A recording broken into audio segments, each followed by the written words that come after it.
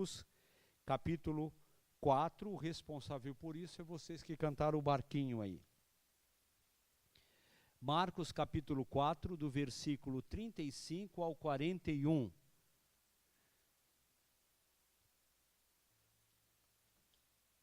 Marcos 4. É 4, Zico. Do versículo 35. Você está no 30. Isso. Diz assim a palavra do Senhor. E naquele dia, sendo já tarde, disse-lhes: passemos para outra banda. E eles, deixando a multidão, o levaram consigo, assim como estava, no barco. E havia também com ele outros barquinhos. E levantou-se grande temporal de vento, e subiu as ondas por cima do barco, de tal maneira que já se enchia. E ele estava na popa, dormindo sobre uma almofada. E despertaram-lhe, dizendo-lhe: mestre, não se te dá que perecemos? E ele, despertando, repreendeu o vento e disse ao mar: cala-te, aquieta-te. E o vento se aquietou e houve grande bonança. E disse-lhes: por que sois tão tímidos? Ainda não tendes fé? E sentiram um grande temor e diziam uns aos outros: mas quem é este que até o vento e o mar lhe obedecem? Amém? Mas quem é este que até o vento e o mar lhe obedecem? Quem é este? Quem é? Amém? Glória a Deus. Jesus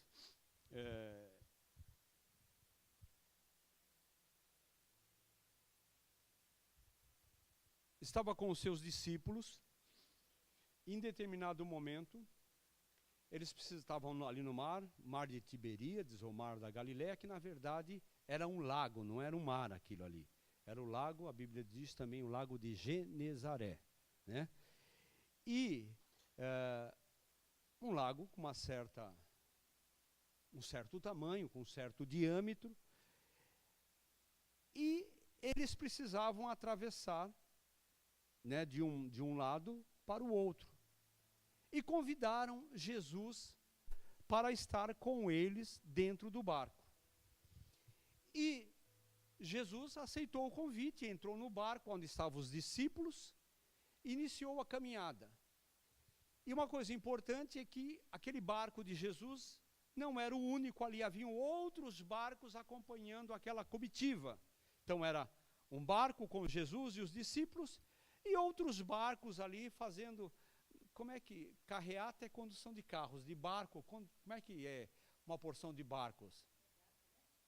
É uma regata? É uma regata, fragata. A Neide chuta bem também, né, Neide? Fragata. Minha mulher é boa em chutar. Fragata é barco de guerra. Bom, era uma barcada, vamos dizer assim. Era uma porção de barcos, né? E eles começam aquela travessia, vem inesperadamente um temporal, um vendaval, né? Ventos começam a dar de ímpeto contra o barco, a soprar, levantar as ondas, a ponto daquele barco quase ir a pique, quase afundar, né? E os discípulos percebem que em meio àquela situação desastrosa, próxima do caos, Jesus colocou a sua cabeça sobre uma almofada e dormia. E eles sacodem Jesus, acordam e, de uma certa forma, com reverência e com respeito, eles dão uma bronca no Senhor, dizendo: Senhor, o Senhor não está nem aí, está dormindo enquanto a gente está quase morrendo.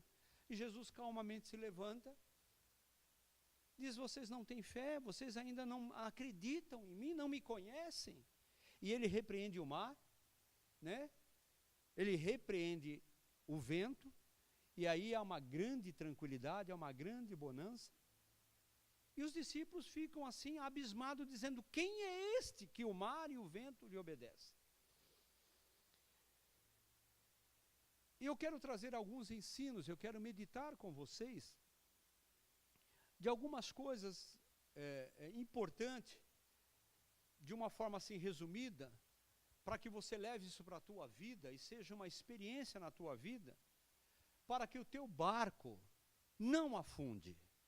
Quais são as condições para que o teu barco, o barco da tua vida, da tua família, da tua existência, né, dos teus projetos, dos teus negócios, não venham afundar? Então, alguns princípios aqui que são importantíssimos, importantíssimos. Se havia um local de extrema segurança, um momento de muita tranquilidade, aonde quem ali estivesse podia dizer: eu posso ter problema em qualquer lugar na face da terra, menos aqui, era aquele momento. Por quê? Porque era um barco que não ia atravessar um grande mar, né, uma costa aí aberta, sei lá, um mar. Tem lugares aqui no mundo, né, no Brasil, aqui no sul também, que você tem momentos aí que as ondas são altíssimas, o mar fica perigosíssimo. Ali era um lago, tranquilo. As ondas, se houvesse pelo assoprar do vento, seriam totalmente administráveis. Então era, primeiro, um lugar tranquilo. Segundo, era um barco conduzido por homens de extrema experiência. Pedro, Tiago, João eram pescadores. Então, do ponto de vista técnico, não havia menor problema ali. Do ponto de vista espiritual, dentro do barco, estava nada mais, nada menos do que o próprio Senhor Jesus. Então, tinha homens, humanamente falando, experientes, um mar tranquilo, que não era mar, era um lago, né? As embarcações construídas numa condição tranquila, e do ponto de vista emocional, espiritual, Jesus estava lá dentro. Não bastasse todas essas condições favoráveis, não era um barco que estava indo sozinho, tinha outros barcos acompanhando aquela comitiva que nós não conseguimos descobrir qual é o adjetivo de vários barcos caminhando aí numa mesma direção, ou juntos. Então aquele quadro, se nós pintássemos, era de extrema segurança, sabe? Com a probabilidade enorme de dar tudo certo e com a probabilidade muito pequena de dar tudo errado. Estava tudo tranquilo. Havia, assim, a segurança de que não haveria problema nenhum. E pasmem, quase que há um grande desastre ali. Então, a primeira coisa que eu quero colocar para vocês: segurança demais é um grande problema. Segurança que te faz ser, eu não digo arrogante, mas achar que você é o cara que tem experiência, que resolve, que comigo ninguém pode, que esse problema acontece no meu vizinho, não acontece na minha vida, esse problema acontece num outro ministério, não acontece no meu, esse problema acontece numa outra empresa, não acontece na minha. Por quê? Porque eu tenho experiência, porque eu sou pastor, porque eu sou resolvido familiarmente, porque eu eduquei minha família bem, porque eu cuido bem da minha mulher, porque a minha mulher poderá dizer: ela cuida bem de mim, eu cuido bem dos meus filhos cuidam bem de mim, eu tenho um lar resolvido, não vai ter problema. A maioria dos problemas na Bíblia envolvendo homens santos de Deus aconteceram exatamente quando eles estavam extremamente tranquilos e acharam que não haveria problema nenhum. Há um pensamento lá fora filosófico que diz que o preço da paz é a eterna vigilância. Você quer ter paz? Vigia. E o preço da paz é a guerra. Você quer ter paz? Se prepare para lutar, porque é uma conquista. Então tinha tudo para não ter problema. E teve um problema muito grande, Cláudio. No lugar que você não imaginava. Às vezes nós estamos tranquilos. Um dia eu fiz um casamento, eu já citei isso. Eu era diretor de uma grande construtora lá em São Paulo, e o diretor financeiro, ele estava com um casamento marcado. Eu não vou citar o nome da igreja, até por uma questão de respeito, mas houve um escândalo muito grande na igreja, até a igreja que eu também tive um envolvimento lá, um ministério de repercussão nacional, e houve um escândalo, ele ficou muito chateado, saiu ele e a noiva, né? E um pouquinho antes de casar, ele ficou sem jeito e falou: pô, Pimentel, Eu estava com um casamento marcado, né? O pastor fulano de tal ia fazer o meu casamento, ia na igreja, mas eu me desincompatibilizei com a igreja, eu não vou poder. Você não quer fazer o casamento para mim? Eu falei, faço. E nós fomos fazer um casamento, empresários lá, né? E foi uma reunião muito bonita, e eu caprichei na cerimônia, no sermão, e falei de coisas bonitas, e senti que Deus me usou. E quando terminei a cerimônia, alguns vieram dizer, olha pastor, Deus te usou tanto que eu estava com um problema na família, e eu senti que hoje a coisa resolve. Eu falei, poxa, uma cerimônia de casamento, né, que a gente vem para dar mais um ar de beleza à cerimônia do que propriamente se preocupar com solução de família, e Deus nos usou. E eu fui para a mesa, separaram uma mesa especial para mim, para a Neide, eu não sei quantos filhos estavam comigo, provavelmente o Renato e o Zico estão sempre ali, tem um outro terceiro que está na Nova Zelândia, estavam lá. E a gente está lá, vem salgado, vem isso e aquilo. Se existe um casal que não teria a menor condição de ter problema, eu imagino que seria eu, o pastorzão usado, ungido lá, que pregou bonito, que resolveu o problema da família, que fez uma cerimônia, né, bonita, né, e olha, coisa maravilhosa, eu estou cheio de mim lá, não, sou o cara, né, tranquilo, seguro. Eu não sei o que houve, eu comecei uma discussãozinha com a Neide, e virou uma discussão zona. Eu não lembro mais, mas eu tenho certeza que ela foi a culpada. Sempre a minha mulher é a culpada. Sempre. E aí virou uma discussão, eu fiquei com uma vergonha tão grande, eu levantei da mesa, fiz um charminho, vou embora disso aqui. Ela falou, você vai embora? Você está vendo as pessoas? Aí eu fui lá para fora, bravo, e ela foi atrás de mim, depois eu entrei, ela foi. Assim, um mico enorme, enorme. Aí eu falei, que papelão, num lugar que, sabe? Então o que eu quero dizer para vocês é que segurança só existe quando nós dependemos do Senhor. Amém? A primeira coisa que eu entendo aqui é que ali era um lugar que não teria como ter problemas.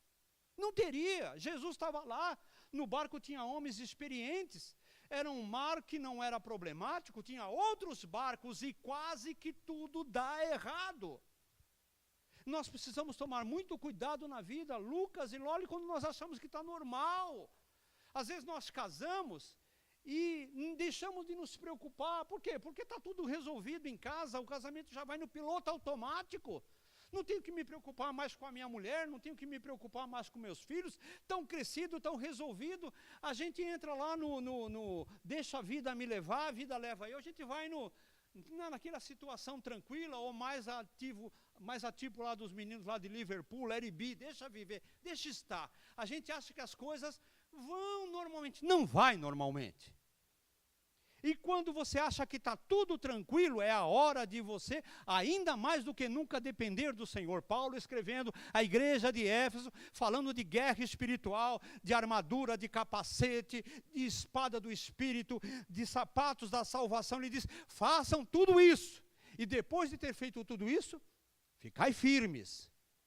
Não dependa de si, dependa do Senhor. Jesus disse, sem mim, nada podereis fazer. Excesso de segurança, achar que não tenho que me preocupar mais com a minha filha, se preocupe com ela. Não tenho mais que cuidar da minha mulher, se preocupe com ela. Eu tenho que me preocupar com a Neide todos os dias. Todos os dias. Mulher custa caro, não custa, querido? E como custa? Mulher custa caro, esposa custa caro. Filho custa caro. Não custa, Renato? E como custa? Custa. Mas graças a Deus, eu tenho que me preocupar. Eu não posso achar que está tudo resolvido e agora a coisa vai. Os discípulos achavam que não teriam problema. E teve problema. Então a primeira coisa é, cuidado. Guarda o que tens para que ninguém tome o que é teu. Vigie, proteja. Dependa do Senhor. Deus, a minha família está tranquila, mas ela só está em pé porque o Senhor é o meu Deus, o Senhor é o meu pastor. E amém. Eu não dependo de mim, Senhor, sem ti eu não posso fazer nada. Se o Senhor me deixar um minuto sequer, eu vou fazer bobagem. A minha família te pertence, os meus negócios te pertencem, eu não posso caminhar sozinho. Não tente seguir carreira solo. Achar que você consegue, que você está resolvido. Ninguém nunca estará resolvido, nunca. Amém? A segunda coisa. estão navegando. E vem um ventinho, uma brisa, não igual essas que tem em Itapema. Uma coisa que me assustou aqui nesses 2 anos é como venta nessa cidade. Venta muito, venta demais. E veio uma brisazinha bem suave. Os discípulos, né? Coisa gostosa, uma tarde quente, começa a soprar uma brisa, tiram de letra, sem nenhuma preocupação, e a brisazinha se transformou num vento um pouco mais forte. Tranquilo, de repente o vento até estava soprando em direção de levar o barco ao destino que eles imaginavam. Nenhuma preocupação. E o vento que começou com uma brisa, e agora era um vento um pouquinho mais forte, virou um ventão. Mas ventão, eles estavam acostumados com isso. Estavam ali no mar de Genezaré, mas eles tinham experiência em pescar em alto mar. Isso para eles não era problema nenhum. Vamos levando. Daqui a pouquinho o ventão, que fora vento e começou com uma brisazinha, começou a jogar um pouco de água ali para dentro do barco. Uma gotinha, várias gotas. E daqui a pouquinho um pouco mais, e um pouco mais, e um pouco mais. De repente o barco estava com um volume de água suficiente para afundar o barco. Aí caiu a ficha. Aí eles entenderam que tinha um problema, só aí. Não antes, não um pouquinho antes, não bem antes. O que eu quero dizer é que o mal, ele nunca nasce grande. O problema nunca acontece e aparece um problemão. Ele começa um probleminha, depois vira um problema e vira depois um problemaço. Uma situação crítica, começou uma situaçãozinha sem grandes problemas, depois fica uma situação mais ou menos problemática e daqui a pouquinho vira um grande problemão. E a maioria de nós temos problemas na nossa vida por situações que estão grande hoje, quase que inadmissível a capacidade de se resolver, quase que sem solução, quase que sem saída, mas isso não nasceu desse tamanho. Nasceu bem menor. Começou bem menor. Mas nós somos bem latinos-americanos e temos aquela capacidade de protelar, dizendo, deixa isso para depois. Amanhã eu resolvo isso. Essa situação que eu estou vivendo hoje,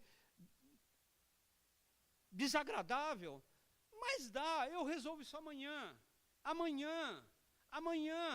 E aquilo que poderia ser resolvido hoje, aquela doençazinha, aquele tumorzinho, aquele problemazinho, virou um tumor, depois um tumorzão, um problema e um problemão, e aquilo que poderia ser resolvido sem dor, sem custo, sem traumas.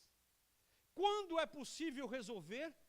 É possível resolver, se conseguir, com um custo enorme, com uma dor enorme, com, um trauma enorme, com um estrago muito grande.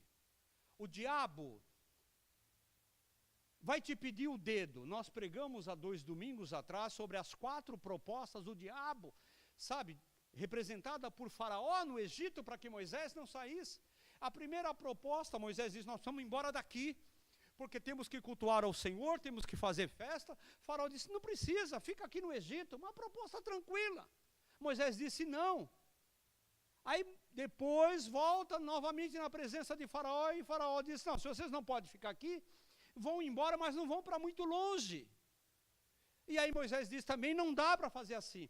Aí vem a terceira proposta, se vocês não podem ficar aqui, nem podem ficar perto daqui, vão embora, mas deixem a família aqui. E a quarta proposta é, se não dá para ficar perto, se não dá para ficar aqui dentro, se não dá para deixar a família, deixe os bens. Mas veja que a coisa começou sutil. A maioria dos nossos problemas começaram de uma forma que você achou que dava para se resolver. As grandes mentiras começaram com pequenas mentiras. Os grandes vícios começaram com pequenos vícios. As grandes dependências de drogas começaram com uma pequena experimentadazinha no começo e depois virou um problema. Os problemas que você tem dentro da sua casa hoje, grande, um dia foi pequeno. Porque era uma brisa, que virou um vento, que virou um ventão, que assoprou água e muita água e quase afundou. Por que você não viu no começo? O mal se resolve no começo. O mal se corta pela raiz. Tratar depois é muito crítico. É muito crítico. Nós temos uma chácara, eu já praticamente negociei lá em Atibaia.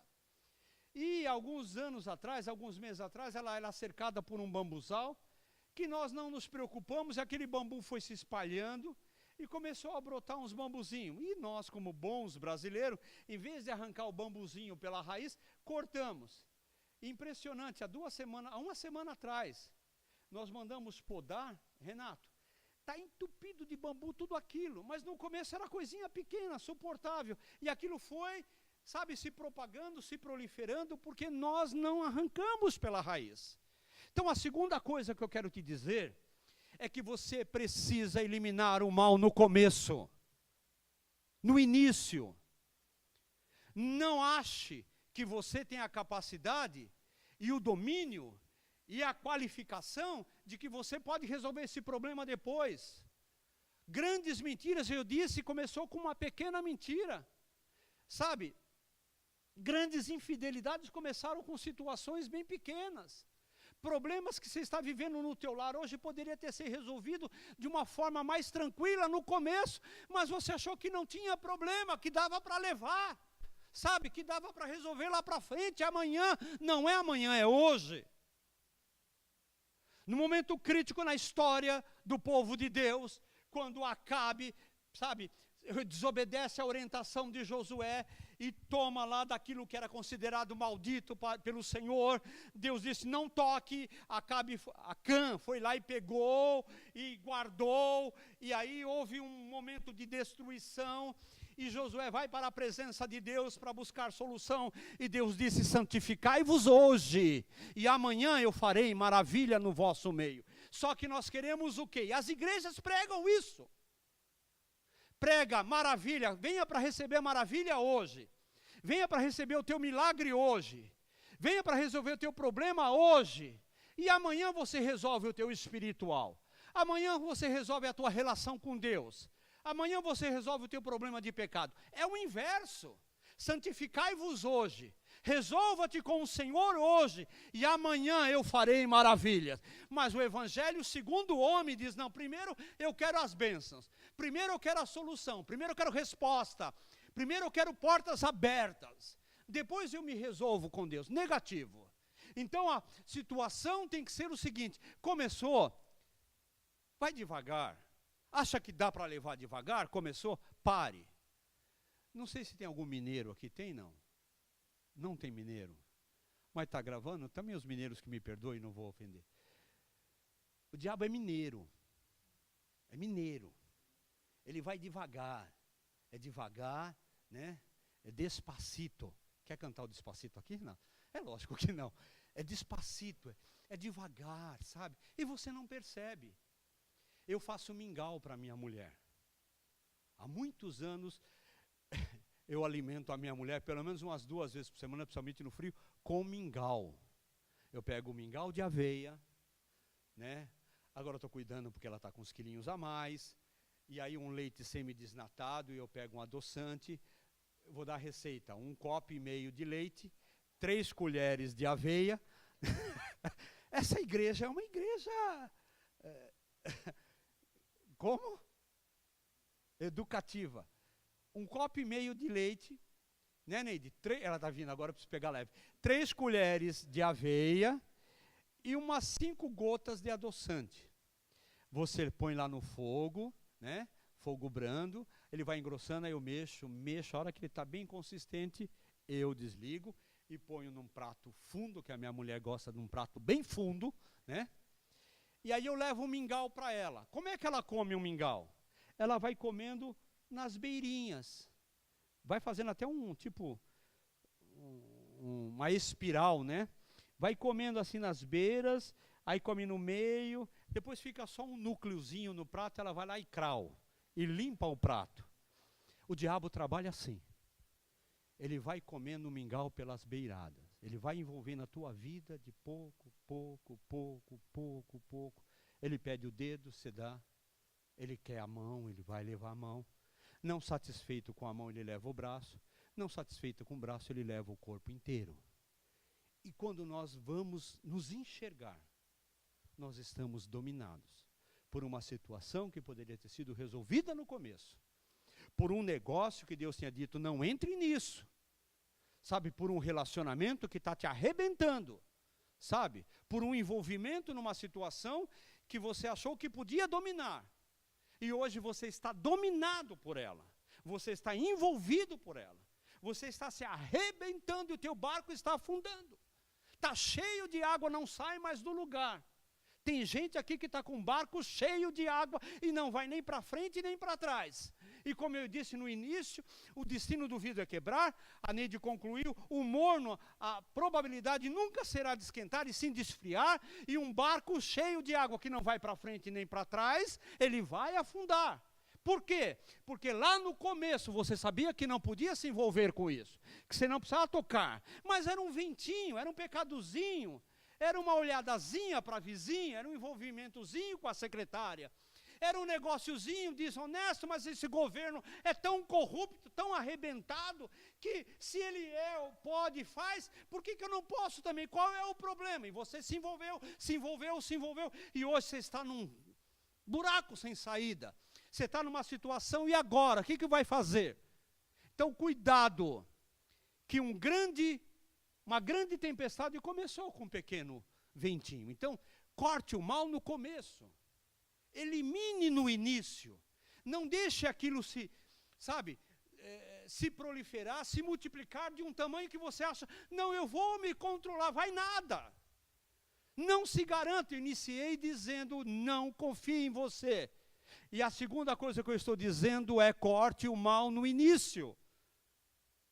Dá para parar? Pare. Senão ele vai comer todo o teu mingau.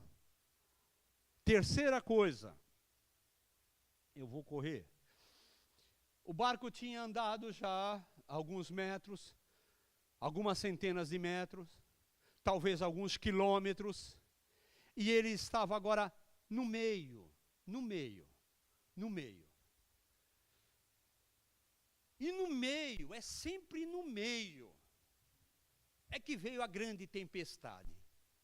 No meio da travessia, depois de ter navegado 50% de um total de quilômetros, no meio do mar, veio a grande tempestade. Haviam duas opções, somente duas. Voltar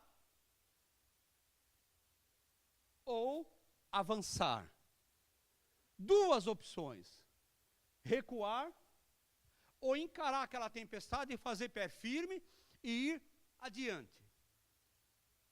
O que eu quero colocar para vocês? A Bíblia diz, Deus falando, o justo viverá da fé. Porém, se ele recuar, a minha alma não tem prazer nele, diz o Senhor. Amém? A maioria dos grandes problemas acontece no meio. Porque o início é tranquilo, um casamento é assim. Você vive um período ainda que é lua de mel, e vai indo, aí vem os filhos. Aí chega um momento que é o meio, que vocês se conhecem. Estou ministrando para casais, só dando um exemplo. Que é o meio, e aí surge o problema. A incompatibilidade, né, o mau hálito, o chulé, sabe? Aquelas coisas horríveis que todos os casais têm. A mulher que larga a roupa de qualquer jeito no banheiro, sabe? O homem que joga a roupa na casa. A falta de respeito, a falta de entendimento. E aí fica aquela situação, poxa, mas não foi com isso que eu casei. Não foi para isso que eu casei. E vem aquele momento e o mundo hoje te inspira, sabe, a tomar decisões do tipo, olha, se não deu, não deu, querida. A fila anda e vai, eu já ouvi muitos no meio evangélico, o camarada largou o primeiro casamento, foi para o segundo e disse, estou vivendo bem, é a glória da segunda casa. Eu não estou dizendo que não tenham situações, que a pessoa teve um envolvimento, sabe, que a coisa não aconteceu, não foi, sabe, da vontade de Deus, e todo mundo tem direito a ser feliz. Eu não estou entrando na questão agora disso, mas eu estou entrando na seguinte questão. Tudo tem um começo sabe, em que você vai indo, quando você chega lá em cima, é duro, e você diz, poxa, eu não vou subir mais, eu não vou continuar mais. E eles tinham essa opção. Eu tenho um casamento, quantos anos, Neide? Jesus, de casado? Você não sabe, fofa. 37 anos. 37. Nós tivemos momentos, né? Eu posso falar sem medo de errar, que eu achei que não ia dar mais.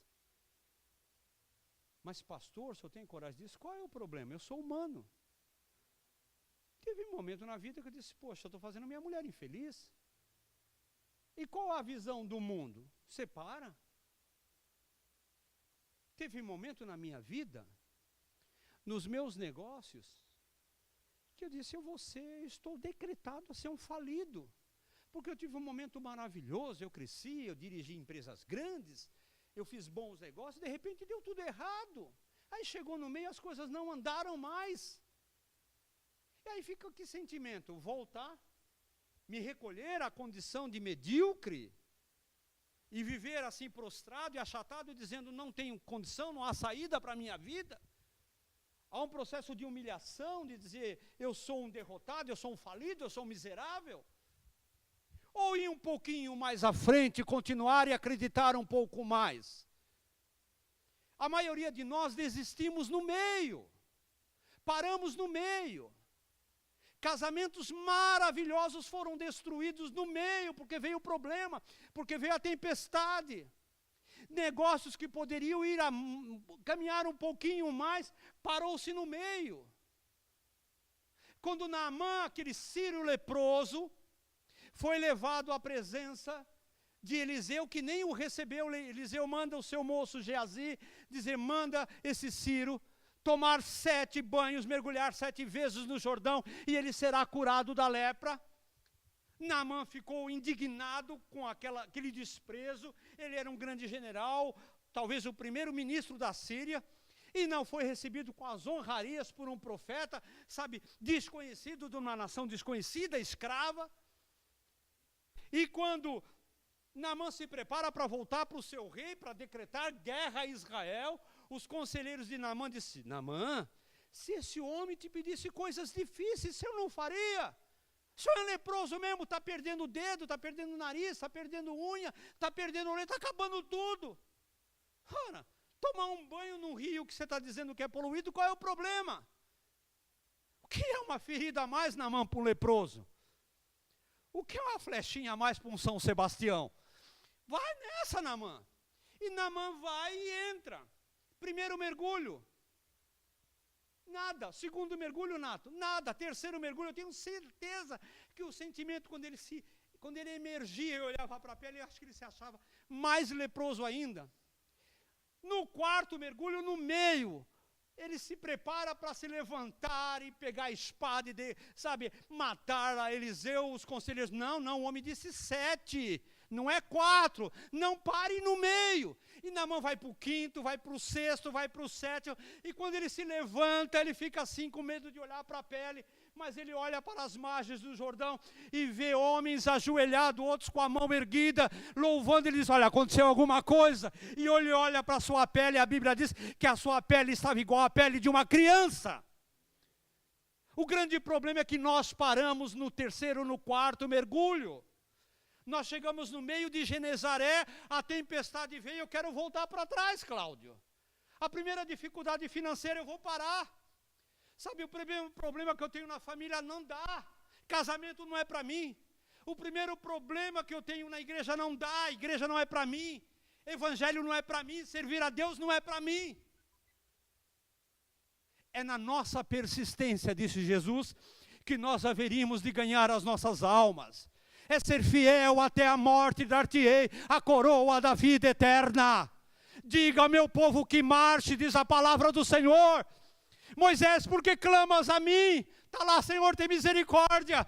exército de Faraó vindo, o mar vermelho para frente, e Deus diz, você clama a mim, marche, não pare no meio do caminho, não pare no meio da luta, não pare no meio da vida, continue, a tua vitória de repente não está no quarto, no quinto, no sexto, mas no sétimo mergulho, lá no fim, lá na outra margem, virá a tua vitória. Eis que eu te digo, diz a palavra do Senhor, para a tua vida, e o teu barco não vai afundar. Amém? Mas se para, se eles voltam atrás, eu não estaria pregando isso aqui hoje, com Jesus no barco, e tem muita gente desistindo com Jesus no barco, inclusive. Quem disse para vocês que a vida era fácil? Quem disse que nós não teríamos aí momentos em que dá vontade de dizer, não tem mais como continuar? Não é isso, querida, tem momento na nossa vida. Esse casal maravilhoso, estão aqui porque um dia o Renato bateu no carro deles. A minha mulher, e vai vir um outro casal a semana que vem, que a Neide bateu essa semana também. A Neide está sendo usada pelo Senhor para ajudar os funileiros, né? E trazer gente para a igreja.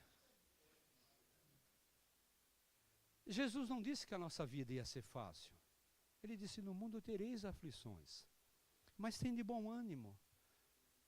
Viver é uma barra. Essa conversa de que agora é só vitória como canto, não é verdade, é mentira. É luta, é tempestade, mas é Jesus conosco, isso Ele garante. Eu vou estar com vocês, não significa que você não vai ter problema, eu vou estar com vocês. E o barco não voltou atrás, eles continuaram. E aí veio a quarta, eu vou lá para os finalmente, não sei que oração. A quarta reflexão. Eles acordam Jesus, indignados com aquela indiferença do Senhor, e nós muitas vezes achamos que Deus está indiferente ao nosso problema. Nós achamos que Deus não se importa. Quantas vezes no auge do meu problema, a Neide da mesma forma, os meus filhos, o sentimento que a gente tinha é que Deus não estava nem aí, que Deus era insensível, que Deus não se preocupava, ou se preocupava de uma maneira que eu não conseguia entender o grau de preocupação dele, a dimensão do amor, da misericórdia dele. E os discípulos indignados com aquela indiferença do Senhor. E Jesus desperta e diz, olha, vocês não sabem quem eu sou, vocês não têm fé. E eu quero colocar a quarta reflexão. A falta de envolvimento, isso em tudo na vida. A falta de se aprofundar. A falta de se envolver. A falta de ir a fundo traz consequências destrutivas em nossa vida. Se ele soubesse quem era que estava ali de fato naquele barco, eles não teriam jamais entrado em desespero. Mas eles tinham um erro grave, não sabiam quem era que estava ali. Conheciam os milagres, conheciam alguns sintomas, né, do aspecto divino de Jesus. Conheciam algumas coisas, algumas nuances da operação do Senhor, mas a intimidade, não. E nós precisamos deixar de sermos superficiais na nossa vida. Temos que nos aprofundar, e em especial no nosso relacionamento com Deus. Para o teu barco não afundar, não tem excesso de segurança. Para o teu barco não afundar, não deixe a vida me levar, vida leva eu. Para o teu barco não afundar, sabe, combata o mal no início. Para o teu barco não afundar, não pare no meio. Para o teu barco não afundar, tenha relacionamento com teu Deus. Gaste tempo com Ele. Saiba quem Ele é. Eu sei em quem eu tenho crido. Disse Paulo, é poderoso para guardar o meu tesouro até o dia final. Disse Jó, eu sei que o meu Salvador vive, ainda que eu esteja vivendo toda essa situação, por fim Ele se levantará e me trará vida. Eu sei em quem eu tenho crido e Ele vai guardar a minha vida, a minha família. E o meu barco vai chegar lá em nome do Senhor Jesus. Amém? E para encerrar, Jesus repreende o mar, aquieta o vento, ou o contrário, aquieta o mar e repreende o vento. Eu sei que os dois ficaram quietinhos. Não é o tema da mensagem. Mas quem provocou aquela tempestade? Foi coincidência? Foi coincidência? Foi coincidência?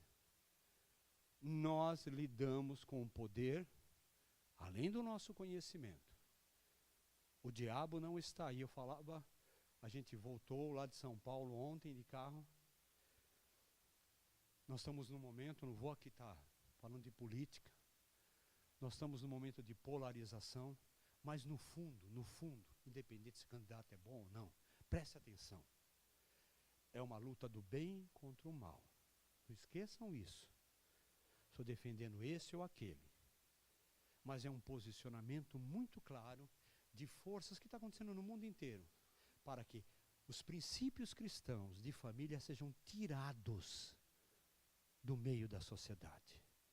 E eu lia hoje pela manhã, eu falei, Jesus, há 10, há 15, há 20 anos atrás, eu não imaginava, porque a gente sabe, eu tive um início no Evangelho, em que eu trabalhei na General Motors, lá na década de 70, 1979, como estagiário, último ano de faculdade. E eu trabalhava numa planta na zona norte, lá de Santo André. Nós éramos em 400. Só tinha de evangélico, eu e um outro que era de uma igreja ainda que combatia a minha fé. 400. Se você se reunir em qualquer lugar no Brasil em 400, pelo menos 30% são evangélicos. Em alguns estados é 40, é 50, até mais. Então, a gente adquiriu, sabe, um crescimento tão grande que eu falei, poxa, a igreja venceu. Estamos em paz. É moda artista ser gospel. É moda cantor ser gospel. Empresários, sabe, virou, né? Falei, poxa, nós estamos dominando a comunicação, as artes, os costumes, sem problema nenhum. Mas, de repente, na Europa, na América do Norte, na Ásia, Jesus foi sendo colocado de tal forma para fora. Escrevam o que eu estou dizendo. Mais cedo, e não muito longe daqui, Jesus disse, sereis odiados de todos por causa do meu nome. Vai chegar um momento em que ser cristão representa uma posição totalmente contrária a essa condição que o mundo está se impondo. Então o diabo não é um demôniozinho chifrudo, sabe, que vive nas encruzilhadas comendo macumba, não. A operação dele é tão violenta, tão sutil, que ele foi causar uma tempestade num barco que tinha homens com experiência e que estava ali o Criador do universo, o Senhor Jesus. Não foi coincidência. Se prepare que nós vamos viver dias em que esse poder que vocês estão vendo um lado contra o outro é sintoma de que as forças do diabo envolvendo a sociedade, a mídia, o costume é para tirar o cristianismo de circulação. Não vejo de outra forma. Porque ter família, porque, sabe, desculpa o termo, ensinar que menino usa cueca e menina usa calcinha, daqui uns dias não vou poder dizer mais isso. Sabe, que homem é homem e mulher é mulher. O Zico falou que tem um site aí que quando você coloca o teu nome, existe 70 tipos de gênero. Absurdo. A Bíblia diz, Deus criou macho e fêmea. E o diabo está criando uma casa, não estou, a gente respeita e ama, e estamos tratando, a igreja vai ter que se preparar muito, porque o que vai vir de doença, daqui para frente, de pessoas desajustadas, porque aquilo que sai do equilíbrio constituído por Deus só traz destruição e morte. Os países mais desenvolvidos da Europa não morrem de fome, não morrem de malária, não morrem de vírus, não morrem de difteria, de disenteria, morrem de suicídio, porque atingiram e derrubaram colunas que não se mexiam, sabe? Criou uma sociedade sem a menor constituição espiritual. E falar em Jesus nesses países está totalmente demodé, está fora de moda. Jesus já era, sabe, Um dos grandes pensadores, um filósofo alemão, disse: Deus está morto. E estão matando Deus na cultura ocidental. Sabe, aí quando você vê um movimento como esse, Jesus não está mais sendo entronizado em nosso meio. E quem opera tudo isso? Há uma ação maligna que se levantou contra aquele barco e que se levanta contra a nossa caminhada. E não se derruba demônio aí com detefon, com bomba de Fritz. É preciso oração, é preciso relacionamento, é preciso comunhão com o Senhor, é preciso ter Jesus, Loli, dentro do barco, porque a barra que vem daqui para frente é muito pior do que nós podemos imaginar. Para o seu barco, sabe, não afundar, tenha certeza de que você precisa ter relacionamento com Ele. E para encerrar, Jesus repreendeu aquela força maligna por trás daquele grande vendaval, por trás daquele grande maremoto ali, aquela força propulsora daquela ação maligna. Jesus repreende. O mar se aquieta. O mar conhecia o Senhor. O vento conhecia o Senhor. Não sei, mas eu tenho certeza que depois, no outro momento, o vento foi lá: Jesus, me desculpa, Senhor, eu não fui o culpado disso. Estou pensando assim, de uma forma bem descontraída. O mar foi lá e o vento: Senhor, o Senhor nos perdoa da gente ter causado esse incômodo. O Senhor nos criou, mas houve uma ação aqui por trás da gente que a gente não pôde se controlar. Mas Jesus repreendeu, colocou as coisas no seu devido lugar. Só que para encerrar, o barco ainda não ia nem para frente e nem para trás, porque ele estava cheio de água dentro dele. Uma água que não tinha no começo, que aconteceu no meio do percurso, e aconteceu por culpa dos discípulos que não foram atentos para, sabe, inibir aquela situação no começo. O pastor tem que matar pernilongo no culto também. Sai, demônio.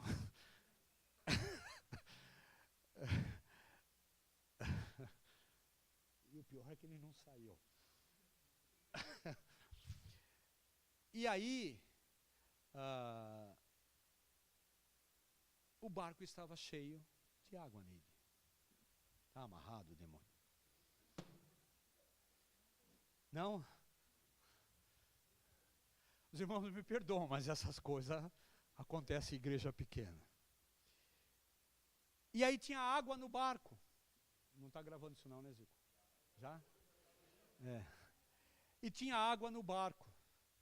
E pasmem, Jesus não disse: água, salta-te daqui de dentro para fora. Jesus repreendeu o mar, ele ficou quieto. Repreendeu o vento, ele se aquietou.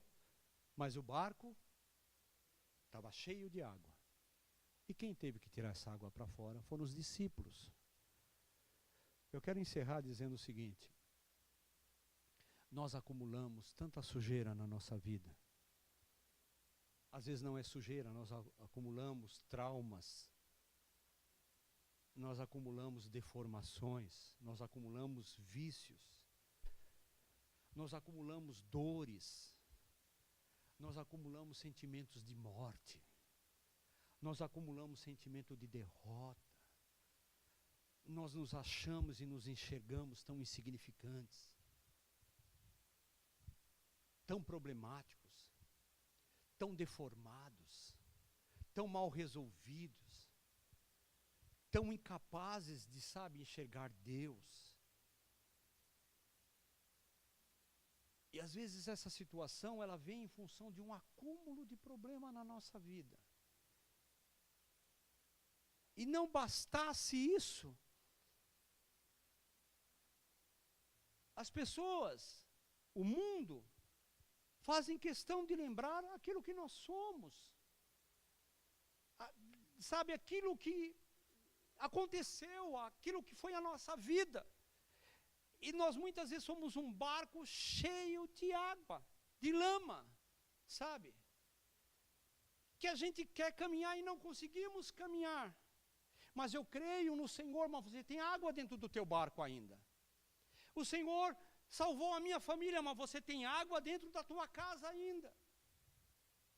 O Senhor me deu um grande negócio, mas está cheio de água suja nos teus negócios. E a palavra que eu tenho de Deus para você que nessa noite é preciso colocar essa água para fora. Você teve um problema com teu marido há tanto tempo e até hoje você carrega essa água dentro do teu coração e não perdoou, põe isso para fora. Você fez coisas erradas na tua vida, nos teus negócios, você prosperou em cima de erros. E hoje, o mal uma hora cobra. Não tem almoço de graça com ação maligna dentro de casa. Uma hora o almoço vai ser cobrado, a janta vai ser cobrada. E aí chegou o momento. Você tem que colocar isso para fora. Abrir o teu coração diante do Senhor. Jesus, limpa o meu barquinho, da mesma forma que o Senhor aquietou o mar, aquietou o vento, me ajuda a colocar essas águas para fora, abrir o teu coração.